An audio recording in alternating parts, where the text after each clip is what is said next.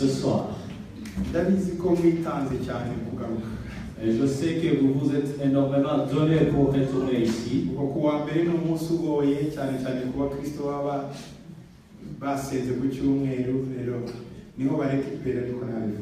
Parce que lundi c'était une journée difficile pour tous les chrétiens qui ont prié le dimanche. Et je sais alors que ce lundi était lourd pour vous. Mais vous avez essayé de venir. Que Dieu vous bénisse. Et je pensais venir vous trouver ici au moins 5 personnes, 10 ou 10 personnes. Mais vous êtes venus nombreusement. Soyez tous bénis. Amen. Amen. Et il y a même ceux qui m'avaient dit hier qu'ils ne seraient pas présents aujourd'hui, mais je les vois ici. Que Dieu vous fasse si bien. Amen. Amen. Ok, munyemere gatoya dukomeze mu gitabo cya Yohana 2:19 aho twari turejo. Permettez-moi de continuer avec l'évangile selon Jean, chapitre 2, verset 19. Nous sommes arrêtés là hier. No kuri 20 kugeza kuri 22. Donc Jean, chapitre 2, verset 19 et 20 jusqu'à 22.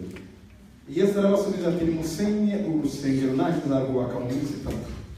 Nuko abayuda bati urusengero rwubatswe mu myaka 46 nawe ngo uzarwubaka mu minsi 3. Ariko urusengero yavugaga ni umubiri we. Nuko avuwe abigishwa be bibuka ko yabivuze bemera ibyanditswe na rya jambo Yesu yari yaravuze. Amen. Amen. Jésus leur répondit, détruisez ce temple et en 3 jours je le relèverai. Les Juifs dirent, il a fallu 46 ans pour construire ce temple et toi en 3 jours tu le relèverais. Cependant lui parlait du temple de son corps. C'est pourquoi lorsqu'il fut ressuscité, ses disciples se souvirent qu'il avait dit cela et ils crurent à l'écriture et à la parole que Jésus avait dite. Amen.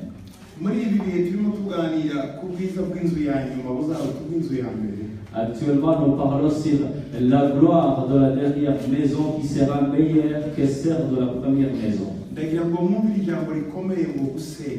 Je voudrais que vous puissiez comprendre cette parole importante qui dit détruire. Iyo ufite ikibindi cyangwa se ikibumbano runaka hari igihe biba ngombwa kugisenya kugira ngo wubake. Et si vous avez par exemple une cruche ou un objet fait en argile, il est souvent ou parfois nécessaire de le détruire pour le reconstruire après. Mwibuke ko Bibiliya ivuga ngo iyi mibiri yacu ni ibumba. Souvenez-vous que la Bible nous précise que nos corps sont comme de l'argile.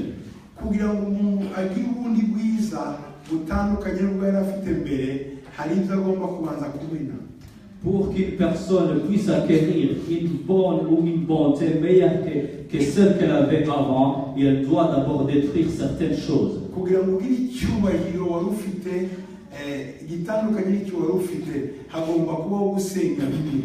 Pour acquérir plus d'honneur que celle que tu avais avant, il doit y avoir une destruction de ce que tu avais avant. Pour entrer dans un autre niveau. Pour qu'un poussé sorte de son œuf, on doit casser les œufs. hanyuma ryagi twabonaga ryiza hariya hagasohokamo ikindi kintu gice gifite ubwiza kuruta ubwa mbere. Et alors cet œuf qui s'est cassé fait alors sortir une autre créature qui est meilleure que cet œuf qu'on voyait avant. Yesu aravuga ngo nimusenye urusengero ndongera mbubakira urundi rushya. Jésus leur disant alors, détruisez ce temple, moi je vais vous construire une autre temple nouvelle. Je vous construirai une autre temple. Mais la condition est d'abord de détruire.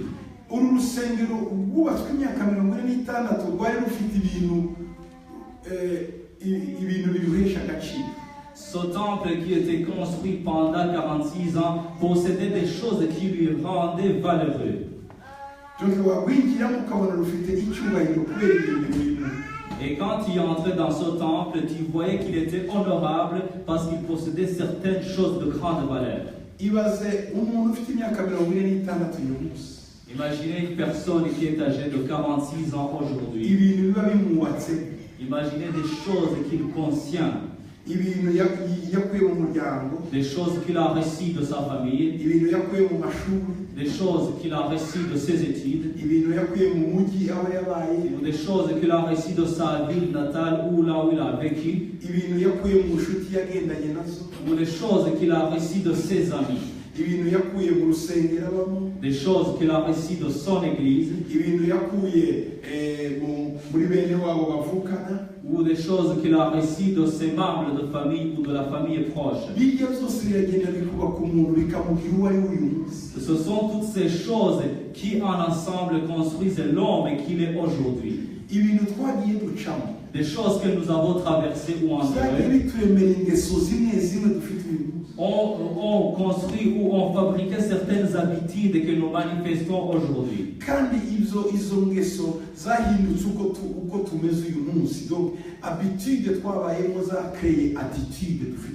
Et ce sont donc nos habitudes ou celles que nous avons réussies qui ont créé les attitudes que nous avons aujourd'hui.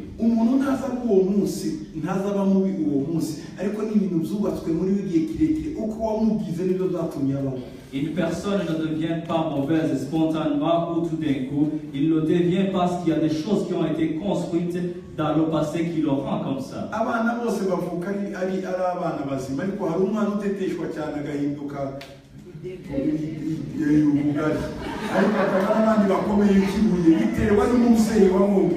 Tous les enfants naissent égaux et possèdent les mêmes attitudes à la naissance.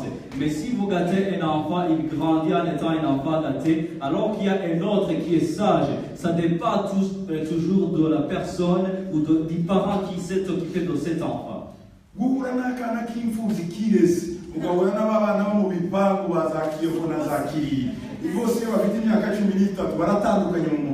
Rencontrer un enfant orphelin qui s'était pris en charge dès le jeune âge et un enfant qui avait grandi dans un entourage bien confortable, ces enfants à 13 ans, ils sont très différents.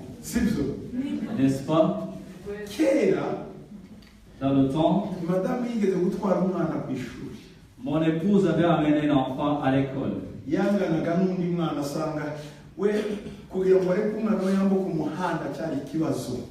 ariko akandi kana ko kamenyereye kwiyambutsa kagendaga mu muhanda nta kibazo ariko kanambura ngo huye n'umwana ungana na Elise yambuka umuhanda nta muntu bafite ndaseka nawe twe twawambutse kera nimurebe ufata abana n'inka hamagi abandi bo bafata nk'ibuye ukibuza ukimenya kika.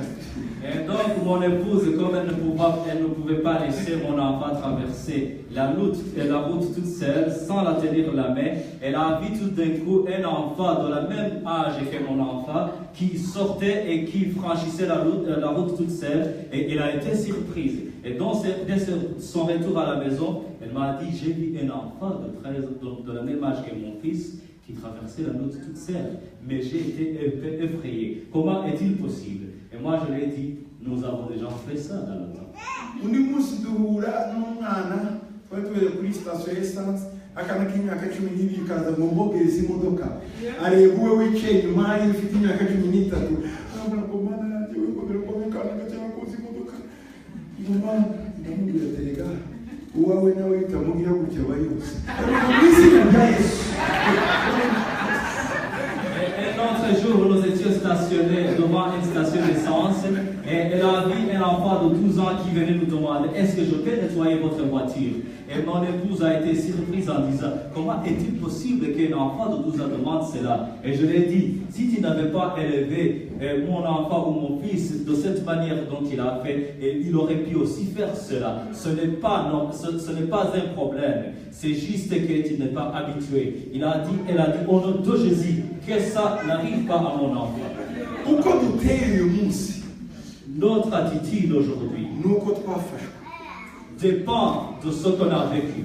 Uko umugore wawe ameze, uko umugabo wawe ameze, nuko wamufashe imyaka ya mbere bukiri. Et l'attitude de ton épouse et l'attitude de ton mari dépend de la manière dont il a traité dans les années que vous avez vécues ensemble. None ibintu bimaze gukomera ngo ariko hinduka hinduke bukiri nawe bitangiye. Et voilà que les choses alors deviennent difficiles et tu commences à te supplier en disant change. Non, c'est toi qui as commencé cela. Nguyu mwana arananiye. Tu dis cet enfant est devenu insupportable. Wibuke ibyo wakoze. Mais rappelle-toi de ce que tu as fait avant. Kuko umuntu ntiwamugata imyaka 10 ngo nurangiza umunsi umwe gusa ngo wahinduke mu kwezi kumwe bifata icyo bita destruction. Tu ne peux pas gâter un enfant pendant 10 ans et alors espérer qu'il va être transformé dans une seule journée. Ça prend du temps et ça demande ce qu'on appelle la destruction.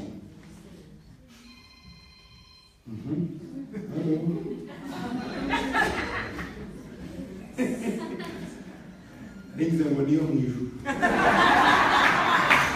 Je croyais que c'était l'appel du ciel parce que nous sommes dans l'église. Twumvirize ko atari marayika utelefoni. Iyo message.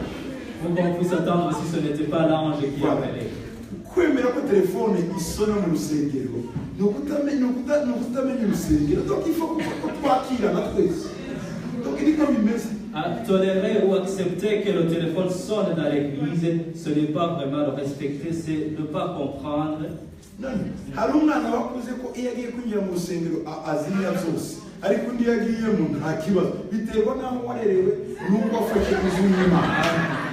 Il y a un enfant qui sait que quand il entre dans l'église, il doit éteindre tout, et un autre qui ignore tout, qui se dit c'est normal si mon téléphone sonne. Ça dépend de là où tu as vécu et de ce que tu as reçu comme éducation.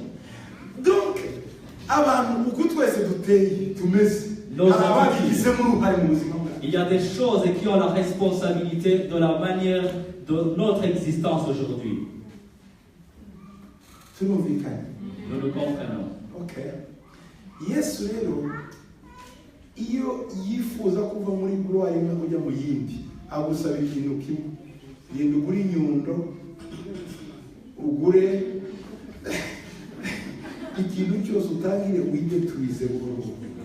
Et alors quand Jésus veut que tu quittes ou que tu viennes de la gloire dans une autre gloire, il te demande une chose. Va acheter un marteau et viens et commence à te détruire petit à petit. Yesu ntiyavuze ngo ndasenya urusengero, yaravuze ngo senya. Jésus n'a pas dit je vais détruire ce temple, il a dit détruisez ce temple. Nanjye ndubaka. Et moi je vais le reconstruire.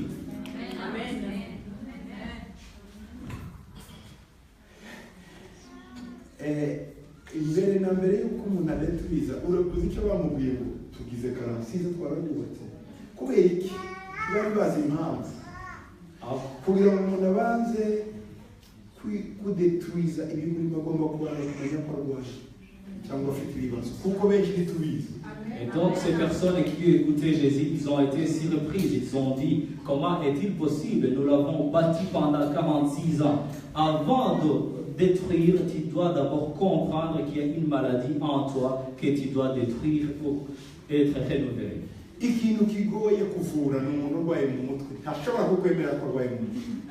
La plus difficile des choses à traiter, c'est les maladies de la tête ou les maladies mentales, parce que la personne qui les possède n'accepte pas qu'il est malade de cette manière. Parce qu'il a confiance en sa logique, il croit que tout ce qu'il te dit est vrai, alors que c'est pas.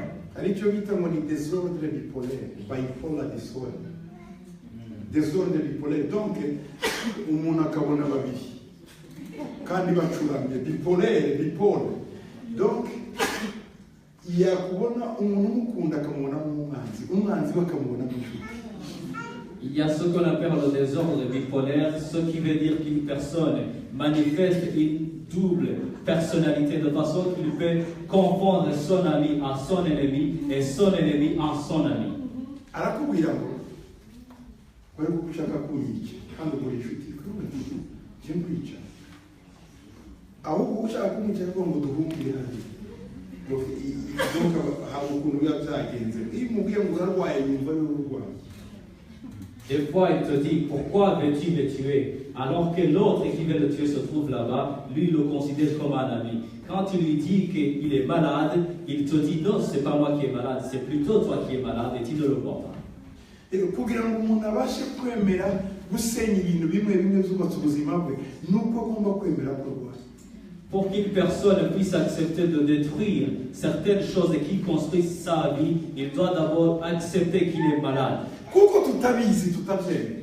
Et vu que nous ne le savons pas et que nous ne le comprenons pas, niyo mpamvu Yesu we uzi byose atubwira gusenya. C'est pour cela que Jésus, lui qui connaît tout, nous demande de détruire. Kuko warabizi. Parce que lui, il connaît. Kandi ashaka kutugira abantu bazima. Et il veut nous transformer dans des personnes importantes. Umuntu w'imyaka 46 Une personne âgée de 46 ans aba afite ingeso ze. A des habitudes. Kugira ngo izo ngeso zihinduke uwo munsi bisaba izindi imbaraga zo gusenya, si n'imbaraga zisanzwe, n'imbaraga zikomeye zo gusenya. Et donc, pour que cette personne alors à 46 ans puisse changer ses habitudes, il doit y avoir une force puissante qui demande la destruction pour que cette personne puisse être renouvelée. Aho rero hari intambara. Et quand ce moment arrive, c'est le combat. Biragoye umuntu ko ibyo amenyereye, ibyo aba yemeye kirekire abireka ngo agiye mu bindi atazi. Hari intambara ikomeye. Il est difficile qu'une personne accepte de changer ses habitudes parce qu'il croit avoir vécu toutes ces choses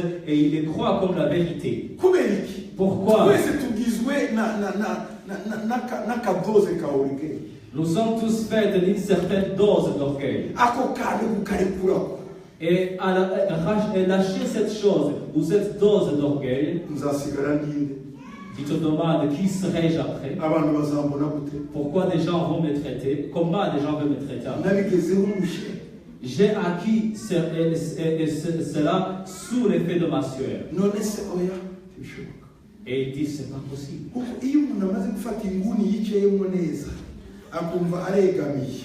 warangiza ngo uva wari ibindi byiza hariya atareba neza mwabifa yavuga ati ndekera hasazira aha ni mumenyere kandi Imana yifuza ko tuva muri gloire.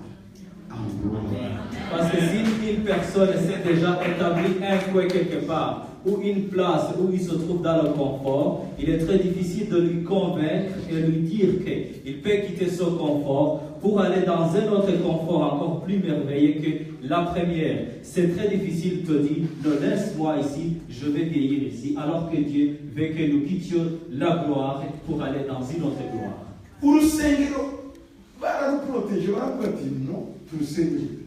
Ils ont protégé l'église, le temple, ils se demandaient comment on pouvait le détruire. Nous avons beaucoup souffert pour le bâtir.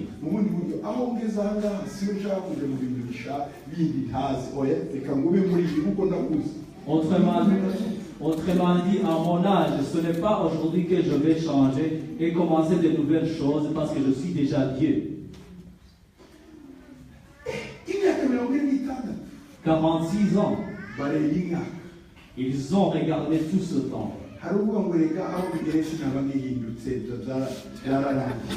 Il y a une personne qui peut te dire à mon âge, c'est déjà trop tard, je ne peux plus changer.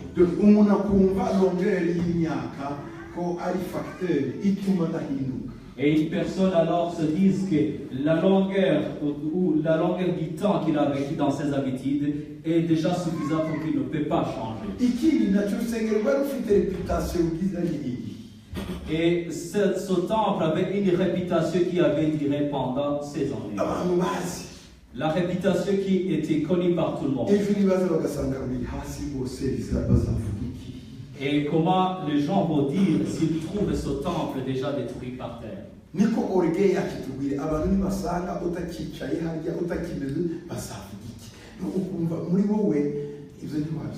C'est ce que notre orgueil nous dicte en nous disant comment les gens vont dire, qu'est-ce qu'ils vont dire s'ils me trouvent ainsi de suite.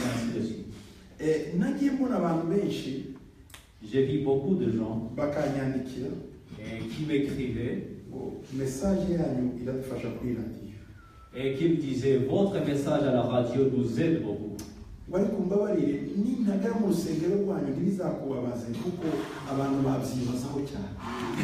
certains me disaient, mais je suis désolé ou pardonnez-moi si je n'arrive pas ou si je ne viens pas dans votre église, c'est pas ma faute, parce que les gens vont se demander pourquoi je suis là.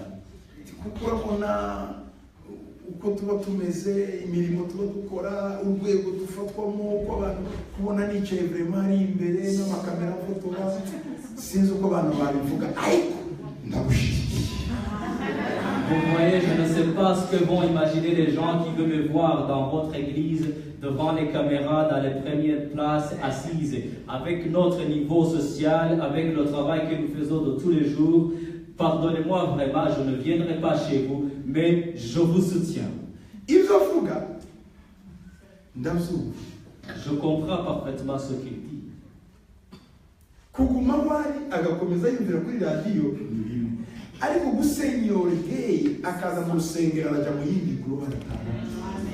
Rester chez lui et écouter le message à la radio, c'est une chose. Mais détruire son orgueil et venir entrer dans une autre gloire plus grande que la première, c'est aussi plus merveilleux et une autre chose. C'est là où se trouve le grand problème. Que diront-ils? Quand tu œuvres pour Dieu, mais en se demandant ou en considérant ce que les gens vont penser de toi, ça veut dire que tu es déjà écarté du bon chemin. Les enfants de Dieu acceptent d'être humiliés, d'être insultés pour la gloire du Tout-Puissant. Pour la plus grande gloire.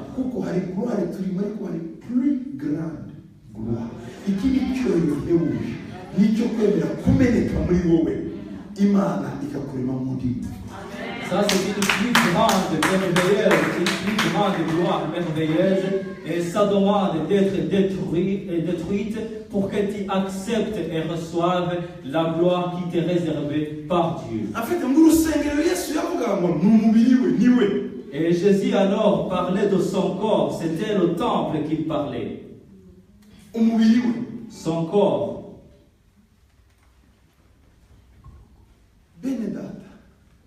Bien-aimé.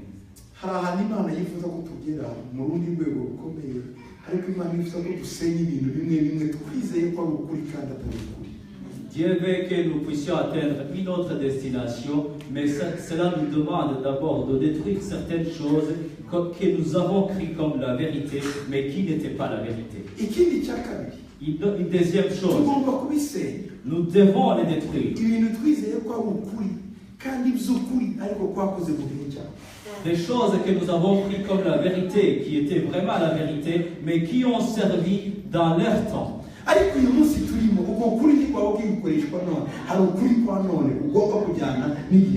Mais aujourd'hui, cette vérité ancienne n'est plus valable. Il y a une autre vérité qui doit être compatible avec les temps actuels. Le deuxième livre des Corinthiens, chapitre 5, verset 1er.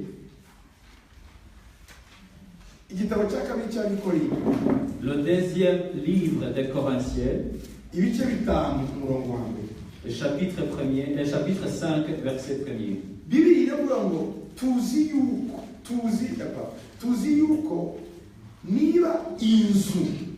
y'ingando yacu yo mu isi izasenywa, dufite inyubako ituruka ku Mana, inzu itubatswe n'intoki itazashira yo mu ijuru. Amen. Nous savons en effet que si notre habitation terrestre qui n'est qu'une tente est détruite, nous avons dans le ciel un édifice qui est l'œuvre de Dieu, une habitation éternelle qui n'est pas faite par la main de l'homme. Amen. Amen. Donc, uyu mubiri wacu iyi nzu, ce corps, cette maison, ngwibaye détruite, quand elle est détruite, ngo hubakwa indi habitation mu ijuru. On reconstruit une nouvelle habitation du ciel. Donc, kugira ngo ivy'ijuru ikumanukiremo, imbaraga z'ijuru zikuzemo, inzu y'ijuru ikumanukiremo, nuko ugomba gusenya ndabo y'isi. Pour que la puissance du ciel descende en toi, pour que la maison du ciel descende en toi, c'est que tu dois d'abord détruire cette maison du monde qui est ce corps. Amen. Amen. Tuzi yuko nous savons iyi nzu yacu ingando yacu turimo qui est notre demeure, notre tente. iyo ibashe gusenyuka nicyo gihe tuhabwa iyo mu ijuru. Et quand il est détruit, c'est le moment où nous recevons la maison du ciel. ni ukuvuga ngo muri twebwe iyo duciye bugufi imbere y'Imana tuvuga ngo Mana tumendagure tuburize dukuremo oribeye dukuremo ibi byose, icyo gihe iyo bisenyutse Imana ishyiramo ibyayo. Et ça veut dire que si nous acceptons d'être humiliés, être brisés par Dieu, en disant Dieu, ôte-moi de mon orgueil, épargne-moi ou écarte mon orgueil, mon envie, ma convoitise, Dieu alors accepte de nous reconstruire et amène sa maison dans notre corps. Imana ishimwe cyane. Gloire à notre ngo kandi iyo nzu ngo yubakwa n'amaboko y'Imana. Et cette maison est bâtie par les mains de Dieu. ukuboko kw'Imana kuzakora muri wowe kuzanye inyubako, kuzanye amatafari yo mu ijuru, kuzanye wubakike iserizo y'Imana. La main de Dieu fonctionnera en toi. Il amènera des briques du ciel. Il amènera des tôles du ciel. Et tu seras bien bâti. Et tu seras une maison de Dieu. igihe cyose umubiri wacu turi kure y'uyu mubiri tuba twegereye Imana. Et quand, à toute fois ou quand, tout le temps que nous sommes loin de ce corps physique, ça veut dire que nous nous approchons du corps de Dieu. mu bundi buryo igihe iby'isi yatushizemo ingeso z'isi zituvuyemo, icyo gihe tuhabwa iz'Imana bigatuma twegerana n'Imana. Et autrement dit, quand nous nous séparons des habitudes de ce monde, tout ce que nous avons reçu de ce monde, ça veut dire que nous nous écartons du monde et nous nous approchons de Dieu et nous recevons des choses de Dieu. dore uko rukuruzi ikora ema. Voici comment l'aimant fonctionne. ikorana na natire y'ikintu. Il travaille avec la nature du corps auprès duquel il est mis. murabyumva neza. Un corps qui lui donc ressemble. rukuruzi ikura icyuma. Et l'aimant attire du fer. rukuruzi ntiyakura icyatsi. L'aimant ne peut pas attirer de l'herbe. siko bigenda. N'est-ce pas? iyo turimo kamere y'isi muri twebwe dukurana n'isi. Si nous ariko iyo avons, turimo kamere y'Imana dukurana n'Imana. si nous avons la nature du monde en nous, nous attirons et le monde nous attire. Mais quand nous possédons la nature de Dieu, nous attirons Dieu et Dieu aussi nous attire. iyo iby'Imana biturimo bitwegereza ijuru, donc haba hari sha magnetike idukura ku Mana. ariko iyo turimo iby'isi, sha y'isi nayo magnetike y'isi n'idukura. si byagutangaza rero umuntu ari mu isi biterwa n'ibimurimo. si byagutangaza umuntu ari umunyamwuka biterwa n'ibimurimo. n'iki zikurimo. Si nous possédons des choses de Dieu, ces choses que nous possédons nous rapprochent de Dieu. Il y a donc un champ magnétique qui s'établit entre nous et Dieu et il y a une attraction. Et quand nous possédons les choses, la nature du monde, c'est le champ magnétique du monde qui nous attire. Ne soyez pas alors surprise de voir une personne qui se manifeste selon la nature de ce qu'il possède en lui. umva rero ko Bibiri ivuga ku murongo wa gatandatu. Écoutez ce que la Bible dit au verset 6. donc 5:6 ariko rino wa kabiri gatanu gatandatu. 2 Corinthiens 5, versets 5 à 6. ngo nicyo gituma dukomera umutima iteka, ngo kandi tukamenya yuko iyo turi iwacu mu mubiri tuba dutuye kure y'Umwami wacu. Amen. Et 5. Et celui qui nous a préparé pour cela, c'est Dieu qui nous a donné le gage de l'Esprit. non 5. 5 verset 6. Nous sommes donc toujours pleins de confiance et nous savons que tant que nous habitons dans son corps, tant que nous habitons dans ce corps, tant que nous fonctionnons dans la chair, nous sommes loin de notre patrie. nous sommes loin. donc iyo uri mu mubiri ntiwatira ibyo mu ijuru, tu es loin. Quand tu es dans ce corps physique charnel, tu es loin du ciel. Tu ne peux pas attirer les choses du ciel. Oui, patrie. Tu as quelle version, c'est bon? Non. Nous connaissons la c'est bon. Patrie, tu vas voir notre Dieu ou quoi? Nous sommes loin de notre patrie, loin du Seigneur. Voilà.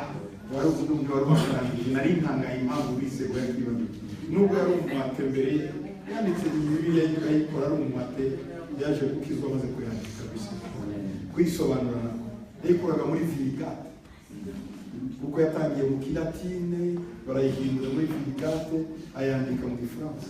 Il était un théologien athée ariko yaje gukizwa amaze kuri Kristo. Okay. So we are always confident, knowing that while we are at home in the body, we are absent from the Lord.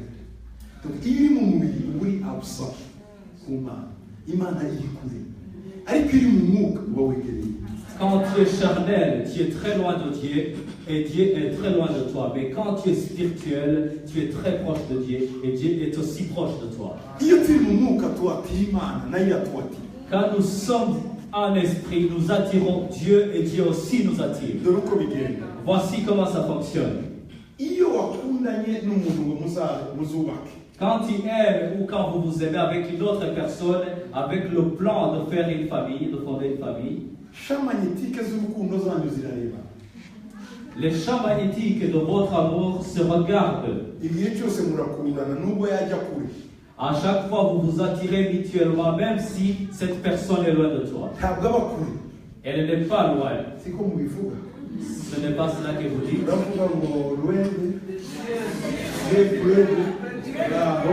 Vous dites souvent loin des yeux mais pas loin du cœur, n'est-ce pas?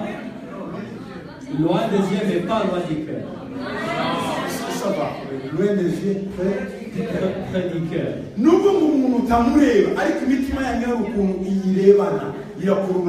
Même si tu ne vois pas la personne que tu aimes, mais il y a une façon dont vos cœurs s'attirent mutuellement. Umuhungu authentique cyangwa umukobwa authentique iyo akunze umuntu n'ubu ntareba undi kuko champ magnétique iri kuri wa wundi wakunda. Un jeune homme authentique ou une jeune fille authentique, quand elle aime une personne, c'est cette personne, parce que son champ magnétique d'amour est penché sur la personne qu'elle aime et non sur une autre personne. Igihe umuntu azakubwira ngo akunze babiri batatu nuko kubeshya. Si une personne te dit qu'il aime 2 ou 3 personnes, c'est un mensonge. C'est faux. C'est faux. Il y a une que tu aimes plus que les autres. Kuko imitima ntushobora kumera nka rotation uzunguruka no hari ahantu ureba ufixa n'uwo bafixa murumva ntabwo ari tramway ikomeza kuzenguruka none umutima ugiye ahantu ureba niko bimeze iyo ukunda Imana umutima ureba ku Mana iyo ukunda isi umutima ureba ku isi. Parce que le cœur n'est jamais en rotation. Il ne peut pas supporter ces mouvements de vent et vient. Et donc le cœur se fixe sur une personne qu'il aime. Ce n'est pas comme un tramway qui fait tout le tour de la ville. Et alors, si ton cœur est fixé sur Dieu, tu es sur Dieu. Et si ton cœur est fixé sur le monde, tu es dans le monde. Amen. Amen. C'est ainsi que ça fonctionne. Quand on te trompe plus, on ne peut pas aimer des personnes.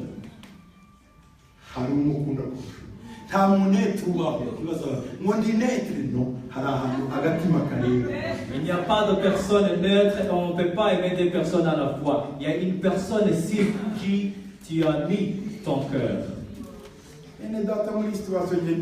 C'est faux. Bien-aimé, moi dans cette situation je suis neutre, c'est faux. Il y a où ton cœur se trouve, mais tu ne veux pas le révéler. Si ce n'était pas peut-être la parole de Dieu. Quand tu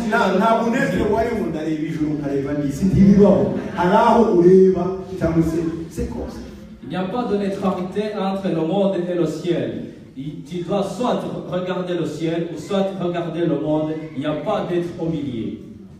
Niyo mpamvu wataba ubukristo bw'igice n'ubwuzuye ngo urabona ndimo ndareba iby'Imana nkareba n'ibya Satani sindahitamo swat uri kwa Satani ubu utarahitamo gusa kujya ku Mana ariko uri kwa Satani abana urabona sindi wa shitani sindi wa pagani uriwe kuko utarahitamo Yesu ari n'amateme tubesha na gusa ariko none utari mu Mana il n'y a pas de salut complet ou de salut incomplet. Où tu te dis, moi je suis en train d'observer les choses de Dieu et les choses du monde et après je vais choisir. Soit tu es pour Dieu ou soit tu es pour Satan. Il n'y a pas de milieu entre les deux. Si tu n'es pas pour Dieu, donc tu es pour Satan. Et si tu n'es pas pour Satan, tu dois être pour Dieu. Ne sois pas au milieu. C'est impossible. Quand nous détruisons alors ce que nous contenons, Dieu nous reconstruit. Et quand il nous reconstruit, nous nous approchons de lui. Mais quand il ne nous a pas encore bâtis, ngo tugakomeza iyi ngando yacu et que nous poursuivions avec ce corps charnel ngo tuba kure physique, y'Imana. nous allons loin de Dieu. Ibibazo abantu benshi bagira Et les problèmes que possèdent ou que les gens font face souvent, haba muri communauté, haba muri famille, foyer, haba muki, ibyinshi biterwa nuko tutabaye renouvelé ngo twegere. que ce soit dans la communauté, dans la famille ou dans le foyer, c'est souvent, la raison est souvent que nous nous sommes écartés de Dieu et que nous sommes allés très loin de Dieu. Kuko ibibazo byinshi tugira umuntu abashe kugira umwanya wo gusenga wo gusoma ijambo ry'Imana yasanga harimo principe zituma kuri iyi si abaho neza, ariko kuko tutegera Imana tutagira umwanya wo gusenga isi iratumira none tugakemura ibibazo mu buryo bw'isi. Parce que si nous avons le temps de lire la parole de Dieu et de prier, nous trouverons toutes les solutions face aux problèmes que nous faisons auxquels nous faisons face dans la vie. Mais vu que nous n'avons pas ce temps, nous voulons résoudre nos problèmes à la manière du monde. Akenshi décision zacu za buri munsi Souvent, nos décisions quotidiennes, soit ziyoborwa n'umwuka wera cyangwa zikayoborwa na kamere. soit sont dirigées par le Saint-Esprit ou dirigées par la nature. Rero biragoye ko umwuka wera kuyobora uri umunyamubiri. Il est alors difficile que l'Esprit Saint te conduise alors que tu es charnel. Kandi malheureusement abantu benshi n'abanyamubiri abanyamwuka ni bake. Mais malheureusement, beaucoup de personnes sont charnelles et peu de personnes sont spirituelles. Décision zifatwa Les décisions que nous prenons zishobora kutwica zishobora kudukiza. peuvent soit nous détruire ou nous sauver. Décision ntoya Hitler yafashe Une petite décision qu'a pris Hitler, mwabonye ibyaba. vous avez vu ce qui se passait. Décision ntoya umuntu ashobora gufata Une petite décision qu'une personne peut prendre ashobora kumuha umugisha cyangwa kumuha umuvumo. peut soit l'obéir ou l'attirer une malédiction. Ikibazo si décision Le problème, ce n'est pas la décision. ni ibiki bikurimo bituma uyifata.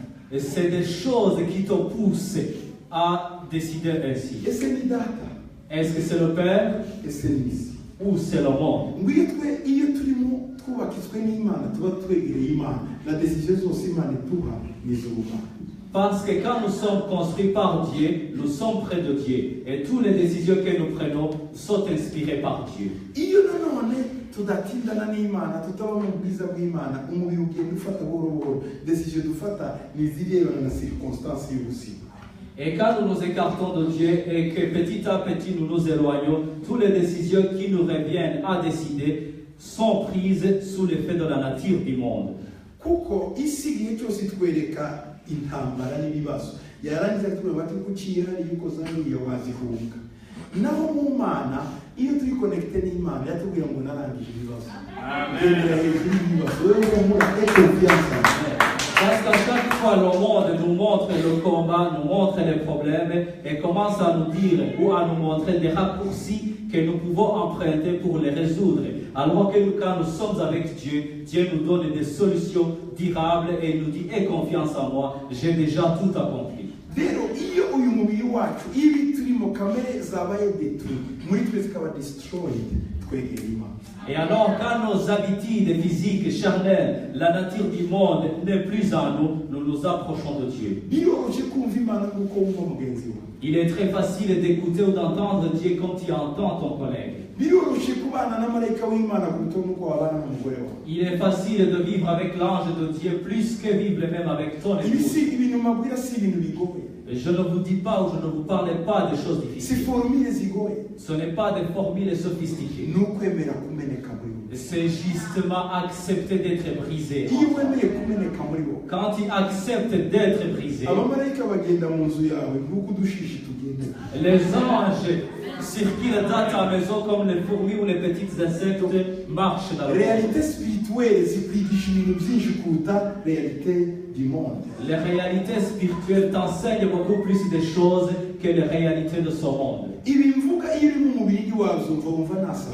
Tu ne peux pas comprendre ces choses si tu n'es pas en esprit. Tu vas me traiter de fou. Kuko umunyamwuka Parce qu'une personne afite spirituelle ubwenge bwinshi kuruta umunyamubiri. a plus d'intelligence, de sagesse qu'une personne charnelle. ibyo avuga umunyamubiri ntabyumva bituma mwita umusazi icyo utumva cyose ukita umusazi. Parce que toute chose qu'une personne spirituelle dit, une personne charnelle ne le comprend pas facilement. Donc il le traite de fou parce qu'il ne peut pas comprendre. kubera iki bene data? Et pourquoi, bien aimé? nuko abantu benshi umubiri ubategetse kandi umubiri ugira limitasi ukwereka igihe cyose ibibambasi ibihome imisozi nta gihe umubiri uzakwereka ikibaya umubiri uzakwereka igihe cyose ibibazo no mu byiza ubona ibibazo.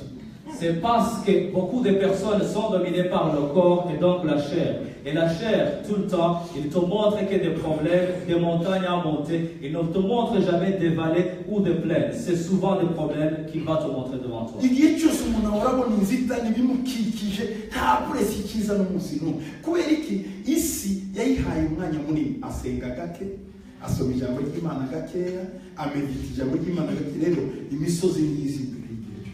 À chaque fois, tu ne vois que des problèmes autour de toi. Tu ne vois que des difficultés autour de toi. Parce que tu as donné beaucoup de temps au monde. Tu n'as plus le temps de lire la parole de Dieu. Tu n'as plus le temps de prier. Et donc, tu vas être dominé par toutes les difficultés que le monde te présente. Et quand alors viennent des malentendus ou des conflits entre les personnes, c'est quand une autre personne brise ton orgueil ou ton ego que tu avais refusé de briser.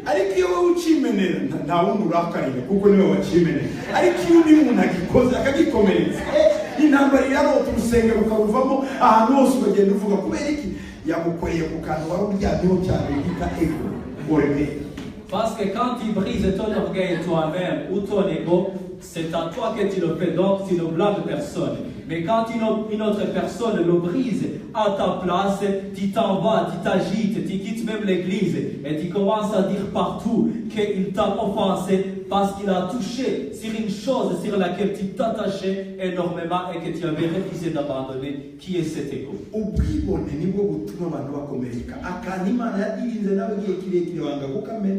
igihe kikazana umuntu ufite uruhindu cyangwa batobora induru ikavuga zagacaca zikaba n'ibindi byose kubera hari ego yakozeho. Il a touché au fin fond de mon cœur. Hajya hari yaryamye cyangwa iziba twagaburiye igihe kirekire iyo niyo bita orgueil.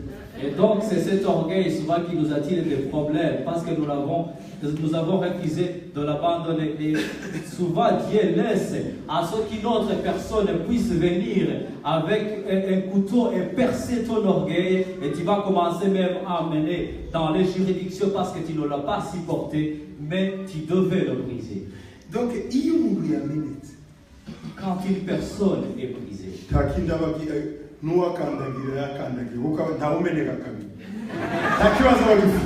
il n'a plus rien à craindre, il peut même le piétiner parce qu'il est devenu simple, il n'a plus rien à craindre.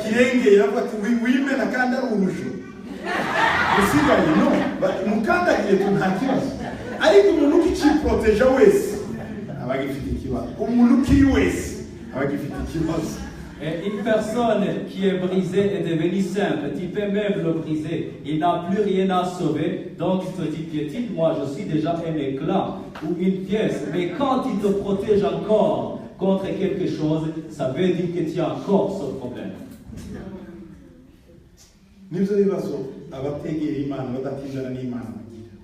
Ce sont des problèmes auxquels racontent des gens qui s'éloignent souvent de Dieu ou qui ne s'approchent jamais de Dieu. Yeremiya 18 tubwira umuntu wagiye Yeremiya yagiye mu nzu y'umubumbyi wasanga umuntu arimo arabumba inkono ikongera igashwanyuka mu maboko ye ngo ayibumba kugeza uko ashaka.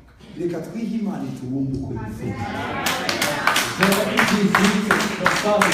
Je parle d'une personne qui est allée dans une maison d'un potier et il a trouvé ce potier qui était en train de former un pot et à chaque fois ce pot se cassait entre ses mains, mais la Bible nous dit qu'il l'a façonné et il l'a formé jusqu'à ce qu'il obtienne la forme qu'il avait voulu initialement.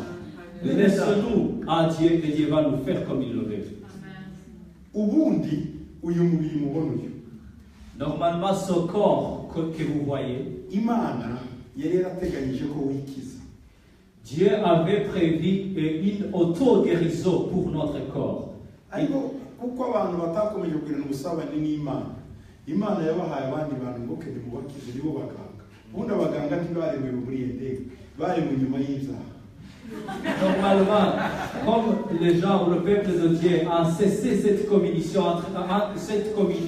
entre lui et Dieu, l'auto-guérison que possédaient nos corps a été anéantie. Et c'est ainsi que Dieu nous a amené des gens pour nous réparer. Ce sont des médecins. Normalement, les médecins n'ont pas été créés en Éden. Ils ont été créés après le péché et ils sont là pour nous réparer. Il y a des arbres qui mangeaient. Il y a la nourriture, des plantes qui mangeaient.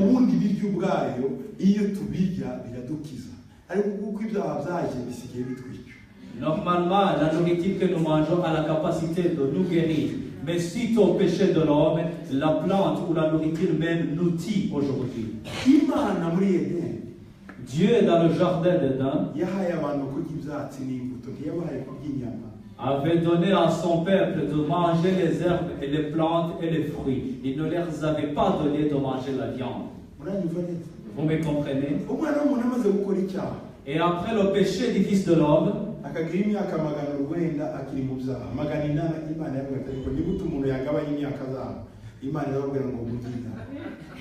et quand il a demeuré 900 années dans le péché, Dieu s'est demandé comment puis-je réduire le temps d'existence de cette personne pour qu'il puisse ne pas demeurer dans le péché longtemps. Et il les a alors demandé de manger la viande. Depuis le temps d'Adam jusqu'au temps de Noé, une personne moins âgée mourait à 100 années. 600 années. C'était l'âge de l'homme.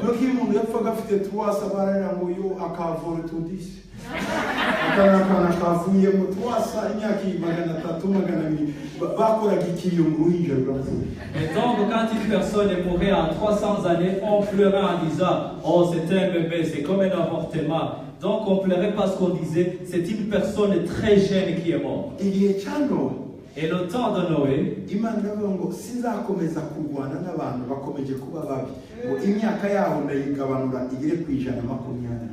et Dieu a dit à Noé alors, je ne continuerai pas à combattre avec mon peuple pour son péché, je vais seulement diminuer l'âge ou l'espérance de vie de l'homme et je vais le mettre à maximum 120 années. Et le jour que Noé avait quitté l'arche, Dieu lui a demandé de manger la viande. Parce qu'il n'y avait plus de plantes dans le monde.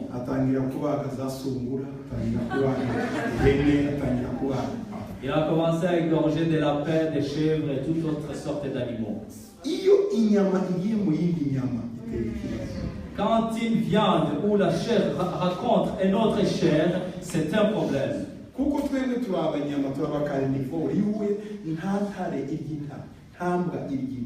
Parce que nous sommes de la viande ou de la chair. D'habitude, on ne peut pas voir un lion qui mange un autre lion ou un chien qui mange un autre chien. Mais le lion mange la girafe parce que la girafe mange de l'herbe. Gazelle. Donc le lion mange une gazelle parce qu'une gazelle est herbivore. Donc il mange de l'herbe. Vous me comprenez? Et donc quand les fils de l'homme ont commencé à manger de la viande, leurs années d'existence ont été réduites.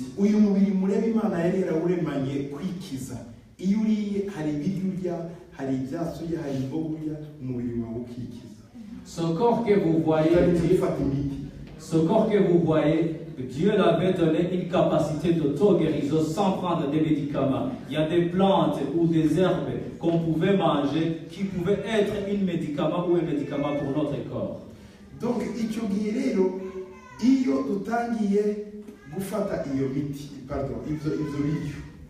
et alors quand nous commençons à manger cette nourriture,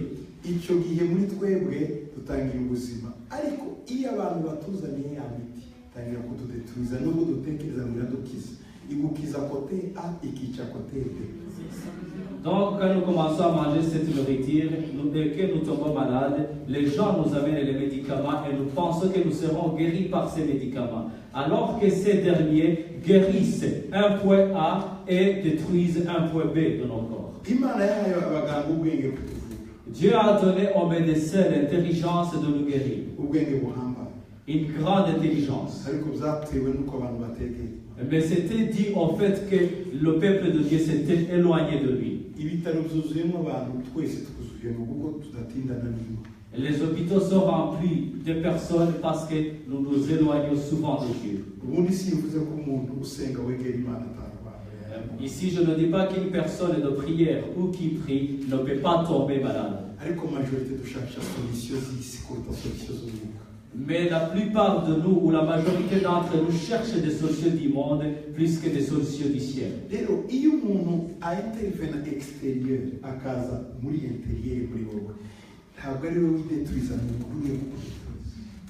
Et alors, si notre personne extérieure intervient pour détruire ton intérieur, ce n'est pas toi qui te détruise, mais c'est lui qui vient te détruire.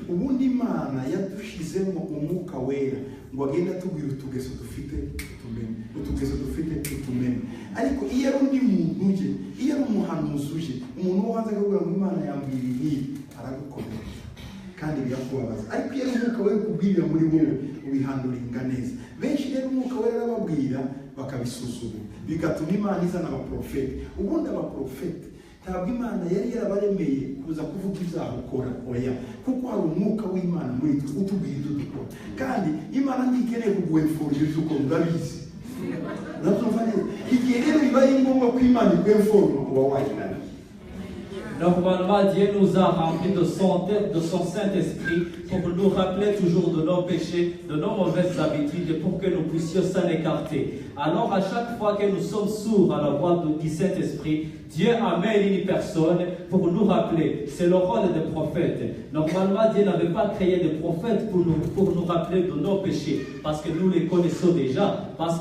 Mais parce que nous n'avons pas entendu la voix du Saint-Esprit qui est à nous, Dieu amène déjà pour nous rappeler. Et c'est pour cela que si il te parle ou un prophète te dit une chose, tu es blessé. Dieu a mis en chacun de nous la conscience. Quand tu fais une mauvaise chose, tu sais que c'est une mauvaise chose. Tu essaies souvent de justifier cette mauvaise chose, mais consciemment tu sais que c'est une mauvaise chose.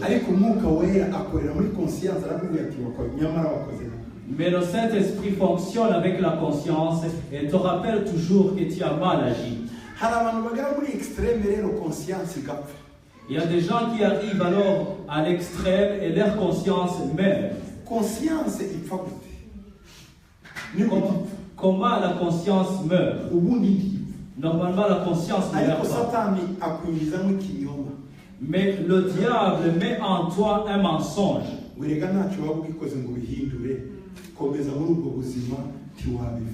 Et il te convainc en te disant, tu ne peux plus rien faire pour changer cela. Demeure dans cette vie, tu ne peux pas y arriver.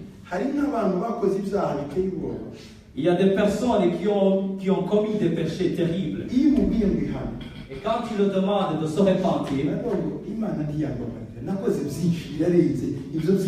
il te dit, je ne peux pas, j'ai fait beaucoup, ça c'est vraiment extraordinaire, je ne peux pas. Laisse ça.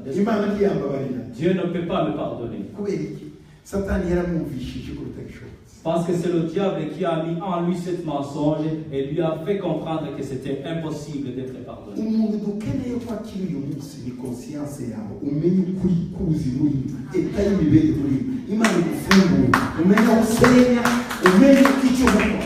La personne que nous voulons guérir aujourd'hui, c'est notre propre conscience.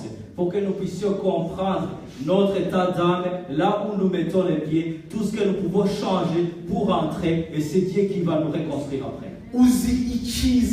Tu connais le bien. Et tu sais ce qui peut t'attirer du bien. uzi icyakugeza heza, Et tu sais une chose qui peut t'amener dans un bon uzi endroit. icyaguhesha amahoro. Et tu sais une chose qui peut te donner la Icyo paix. ntikiva hanze, kiva muri wowe. Et cette chose ne vient pas de l'extérieur. Ça Nutunganya vient de inzira Dieu. zawe, Si tu prépares bien tes nukora choses, neza, si tu fais du bien, amahoro araza. la paix vient. Tutegereze ngo umuhanuzi aze. N'attends pas de prophète pour venir te parler.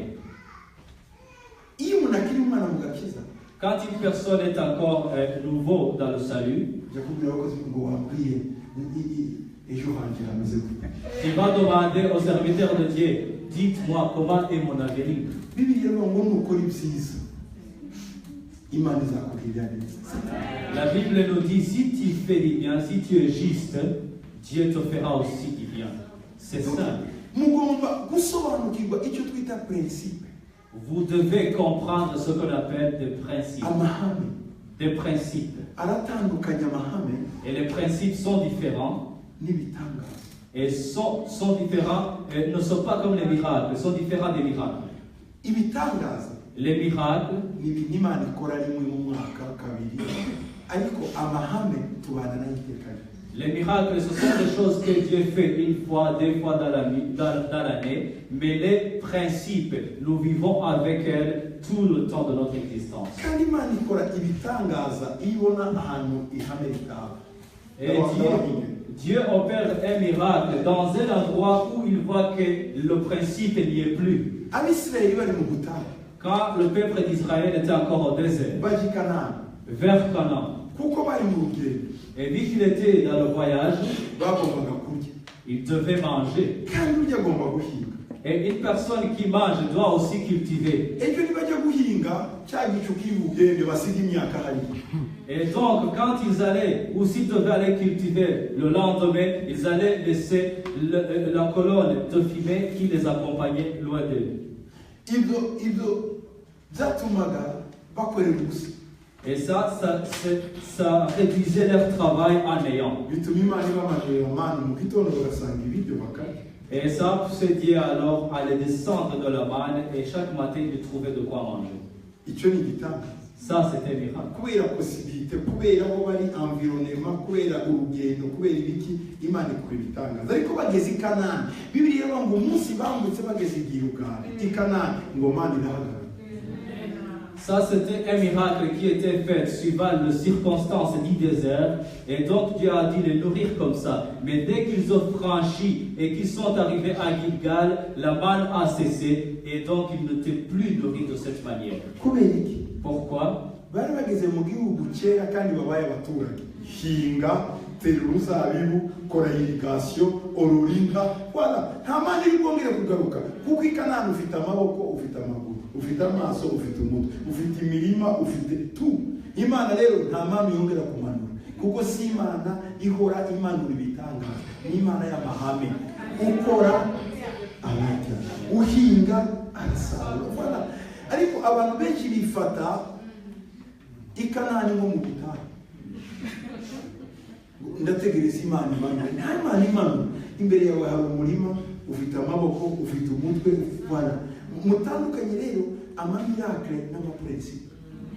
Et donc, quand le peuple de Dieu est arrivé dans la terre promise à Canaan, Dieu ne pouvait plus les envoyer de la manne parce qu'ils étaient entrés dans un pays fertile où ils pouvaient construire, où ils pouvaient cultiver, recevoir des récoltes.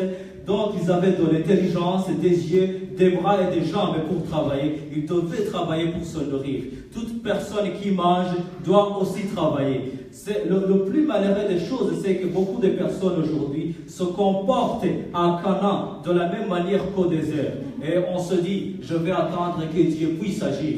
Non, agis toi-même parce que Dieu t'a mis dans un pays ou dans un endroit où tu peux agir et t'a donné cette possibilité. Les miracles sont saisonniers, mais les principes sont permanents.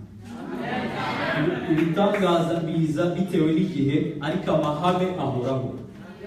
Turumvikanye. Nous le comprenons. Donc il ne faut plus ibintu byose kuvuga ngo Imana irabikora, Imana hari ibyo yaguhaye gukora. Il faut kudetruisa icyo kinyoma kiri muri wowe kugira ngo Imana ikubake. Il ne faut pas dire toujours, je vais attendre que Dieu agisse. Parce qu'il y a des choses que Dieu aussi peut te donner à faire. Tu dois alors détruire son mensonge qui est en toi et commencer à agir parce que Dieu t'a donné cette autorité. Nous devons comprendre les principes qui nous régissent.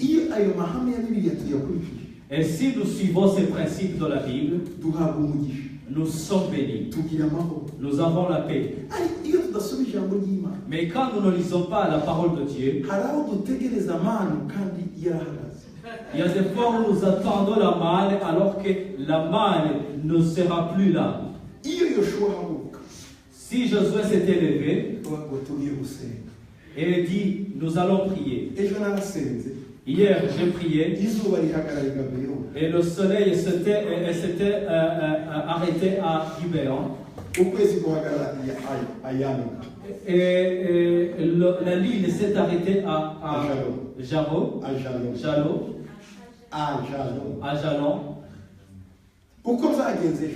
Vous avez, ce qui s'est passé hier, les miracles qui se sont accomplis. Aujourd'hui, Dieu, je demande encore la manne du désert de descendre. Dieu allait lui dire, ouvre tes yeux. Voici les champs. Voici les vaches. Et il les a dit, vous entrerez dans un pays de lait et de miel. Est-ce qu'on peut avoir du lait sans vache?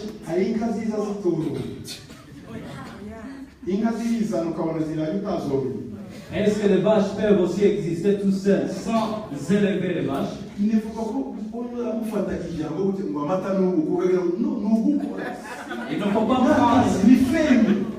ne faut pas prendre son mot littéralement et dire oui, miel et dit lait. Vous devez travailler, ça veut dire travailler, c'est comme une ferme. Oh Dieu, tu m'as promis du lait et du miel en Belgique. Oui, voici le lait et le miel est là. Savez-vous, connaissez-vous des vaches? Il est difficile d'élever une vache. Tu le gardes, tu le conduis. Et un veau de vache, quand il est maltraité, il tombe malade. À chaque fois, tu dois changer l'herbe sur laquelle il se couche. Il est allergique aux urines et toutes mauvaises tâches.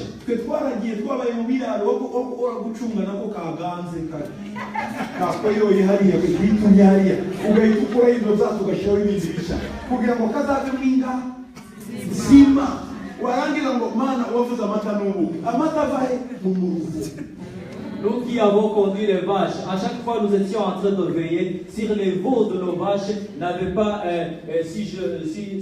soi-disant, uriné là où ils dormaient. Et s'ils l'avaient fait, nous devions changer de l'herbe et mettre d'une nouvelle herbe. Et nous disons, oui, miel et lait, mais le lait vient dans le travail de notre force. Avez-vous vu un berger qui porte un costume? Un travailleur est ainsi. Est-ce que nous comprenons ce que nous devons détruire à nous, c'est d'abord la paresse.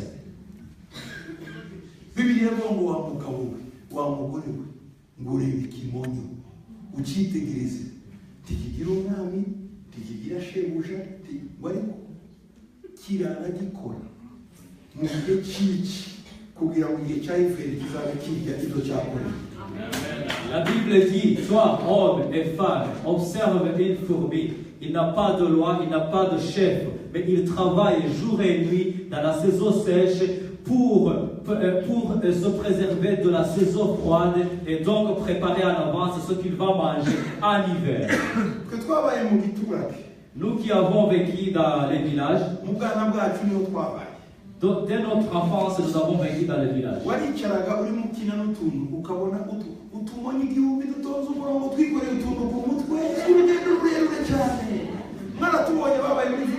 Et quand nous étions en train de jouer souvent sur la colline, nous voyions des fourmis et superposées les unes contre les autres, et ils portaient des choses et ils les amenaient quelque part. Vous l'avez vu, vous qui avez vécu dans les villages.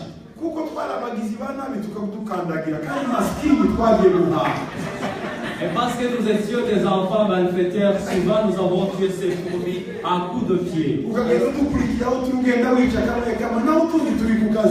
À chaque fois, tu les suivais en les tuant une à une, alors qu'ils étaient au travail.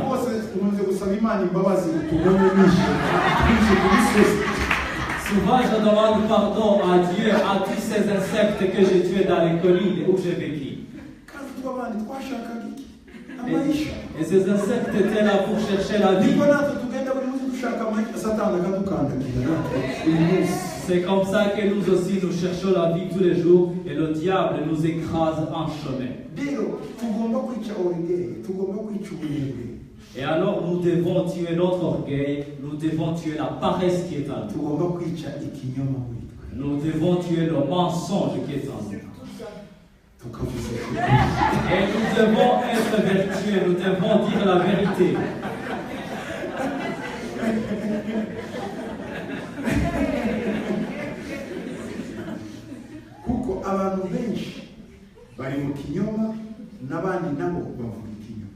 Parce que beaucoup de personnes sont dans le mensonge, vivent dans le mensonge, et d'autres disent les mensonges ou mentent.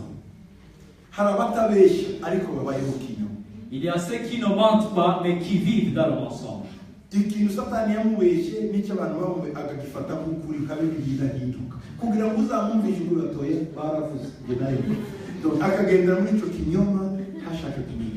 Il prend tout ce que lui a dit ou tout ce que le diable lui a inspiré comme de la vérité alors que c'est un mensonge.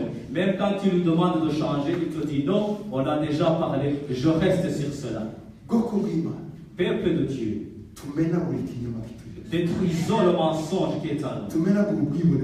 Détruisons notre orgueil. Détruisons notre paresse. Et détruisons notre jalousie. Une personne achète une petite chose et tu manques le sommeil la nuit parce que tu y penses. Il y a une personne qui peut faire des nuits blanches parce qu'il pense au progrès de l'autre.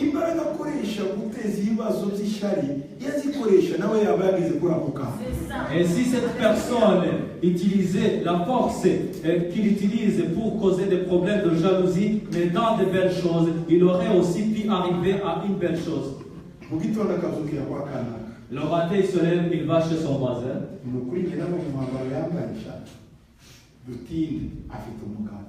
Et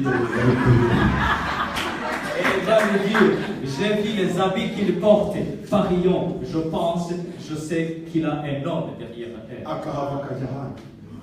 Il passe à côté encore.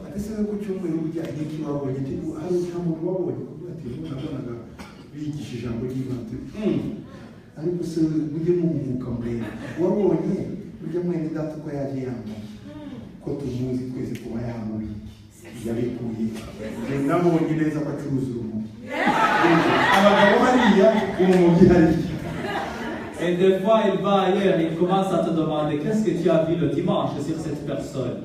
Vous avez vu? Et l'autre dit oui, j'ai vu qu'on a bien enseigné la parole de Dieu. Et il dit non, tu n'as pas bien vu. Et regarde les habits qu'elle portait.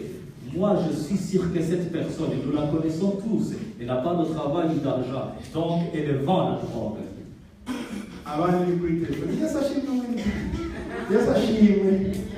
Alléluia.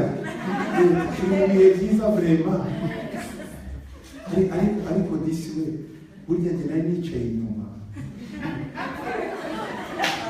agatangira inkuru kandi ni umuntu no gusa arashaka kumudetwiza nawe ubwe azi ko nta kibazo bafitanye ko gashya yambaye neza arasa neza yakenyeye neza kandi bose bakora mu manuare niba ari manuare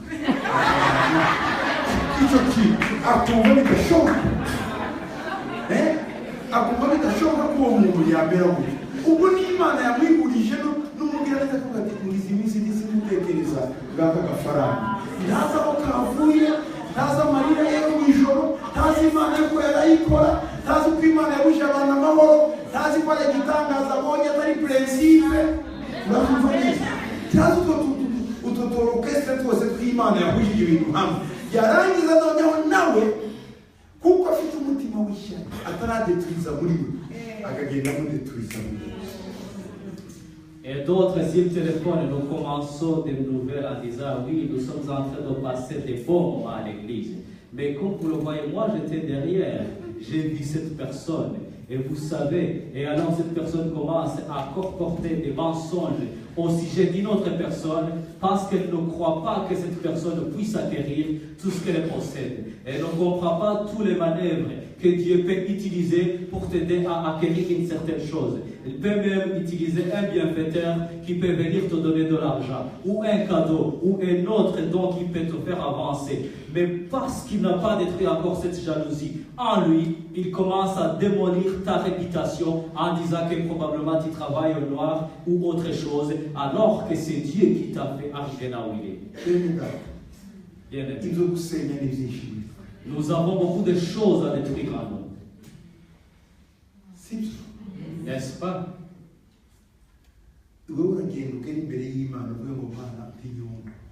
Toi, tu vas seulement demander à Dieu de te donner un marteau.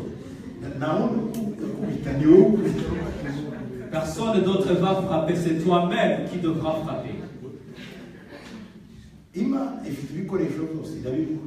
Dieu a plusieurs sortes d'outils. Il va te donner ce que tu as besoin. Il t'a donné aussi la force. Ordonne à ta langue en disant, toi ma langue, tu m'as beaucoup fatigué. Fais-la comprendre. Mon cœur, toi cœur de jalousie, tu m'as énormément fatigué.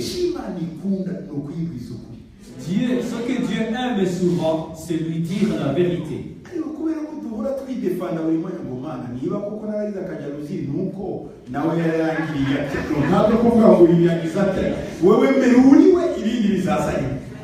Mais ce que nous faisons souvent, c'est nous justifier dans nos erreurs en disant oui, si j'ai manifesté de la jalousie, c'est parce que cette personne aussi m'avait fait du mal auparavant. Non, accepte. Ça, c'est la nature d'Adam qui est dans nous. Pourquoi as-tu mangé le fruit, Adam? C'est la femme que tu m'as donnée. Avant que tu me donnes cette femme, je ne mangeais pas de fruits. Toi, femme, pourquoi tu as mangé des fruits? N'est-ce pas le serpent que tu as créé qui m'a trompé? Avant ce serpent, je ne le faisais pas. Il est difficile d'accepter. Mais laissons-nous aujourd'hui aller sur le scanner du Saint-Esprit. Parlez comme David et demande à Dieu, oh Dieu, sonde-moi et connais-moi mieux. Et sache mes chemins. Sache ce qui est dans mon cœur. Forge-moi, façonne-moi et fais-moi en fer. Si tu fais cela, là où il y avait l'orgueil, viendra l'humilité. Là où il y avait de la jalousie, viendra la satisfaction. Là où il y avait de la haine, viendra l'amour. Et là où il y avait des problèmes, viendra des solutions. Approchons-nous de Dieu. Approchons-nous du trône de Dieu.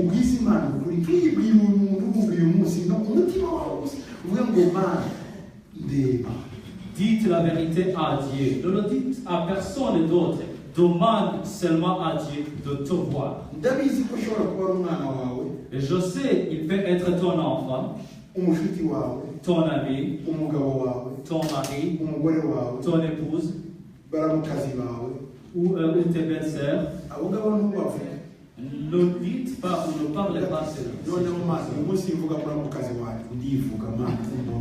Et dis aujourd'hui Seigneur, je ne parle pas de mes belles-sœurs, je parle de moi-même. Comment tu me vois, Seigneur? Vraiment, comment me vois-tu, Seigneur? Ceux qui disent cela, Et c'est celles qui veulent être transformées.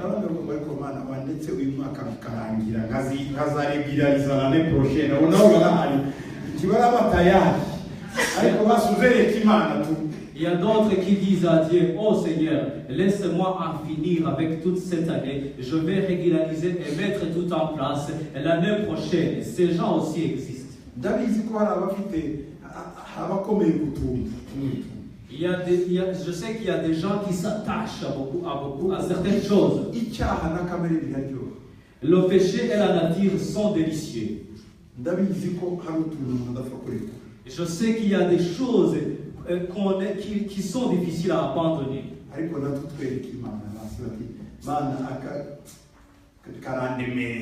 Mais montre aussi ces choses à Dieu et demande-lui en disant, oh Seigneur, c'est dur pour moi. Il n'y a rien de délicieux que tu abandonneras facilement. Oh, c'est le diabète qui va te faire abandonner cette chose.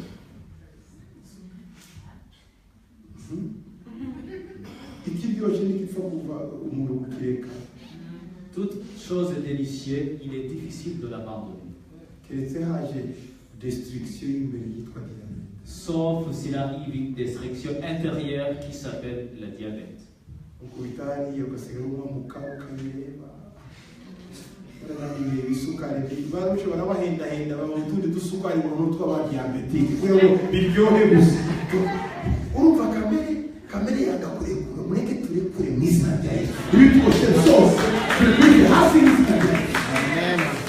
Vous vous êtes habitué au sucre et tantôt on vous dit tu ne boiras plus du sucre. Maintenant, on vous a fait du sucre bien fait pour les diabétiques, pour que tout soit délicieux. Non, abandonne cette chose, démolis-le au nom de Jésus-Christ.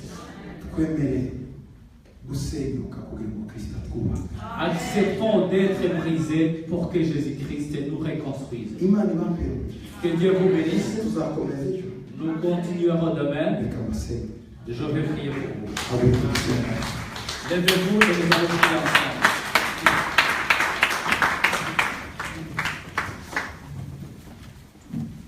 prier ensemble. Montre-toi à Dieu.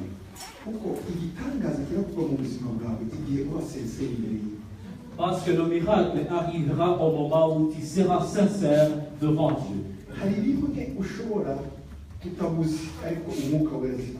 Il y a des choses que peut-être tu ignores sur toi, mais que le Saint-Esprit sait.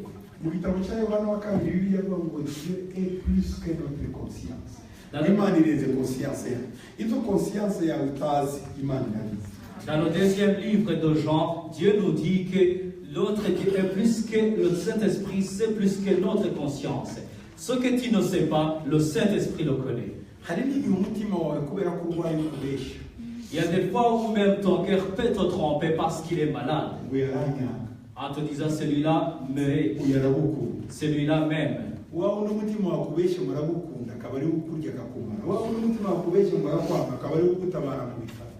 Et celui que ton cœur t'avait montré comme ton ami, celui qui te dévore. Et celui que ton cœur t'avait montré comme ton ennemi, celui qui te soutient. Prions. Dieu, nous venons devant ta face. Jamais de ton église, Seigneur. Nous venons devant ta face ensemble. Forge-nous et transforme-nous et enlève nos natures. Au nom de Jésus-Christ. Accepte que toute personne est présente. Vienne devant ta face.